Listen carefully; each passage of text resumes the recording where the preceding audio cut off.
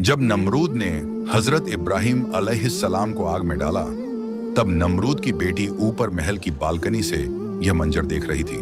उसने देखा कि हजरत इब्राहिम अलैहिस्सलाम आग के बीचों बीच एक तख्त पर बड़े शान और जलाल के साथ बैठे हैं। किनारे पर नहरें बह रही हैं। काफिरों के फेंके हुए पत्थर बादल की तरह उनके सर के ऊपर लटके हुए हैं और हजरत इब्राहिम अलैहिस्सलाम ऊंची आवाज से अपने रब का जिक्र कर रहे हैं। नमरूद ने अपनी बेटी से पूछा, क्या तूने हामान को देखा? तो उसने देखा कि हामान मिट्टी में तड़प रहा है, आंखों की सूजन से तकलीफों में है। फिर नमरूद ने पूछा, और इब्राहिम को देखा?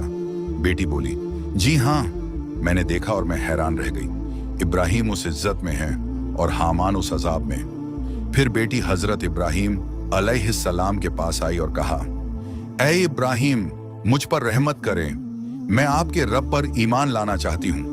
हजरत इब्राहिम अलैहिस्सलाम ने उसे कलिमा सिखाया और वह फौरन मोमिना हो गई। उसने कहा, मैं अपने बाप को भी ईमान की दावत दूंगी। वह नमरूद के पास गई और कहा, मैं इब्राहिम के दीन पर हूं, उनका रब सच्चा है और तुम्हारा खुदा झूठा है। यह सुनकर नमरूद ने बेटी को मारना चाहा, लेकिन अचानक एक बादल आया और उसे उठाकर कोहे काफ ले गया। इस तरह नमरूद की बेटी हमेशा के लिए अल्लाह की इबादत में मशगूल हो गई और इस वाक़े को देखकर जिसके नसीब में हिदायत थी, वह फौरन इब्राहिम अलैहिस्सलाम के रब पर ईमान ले आया।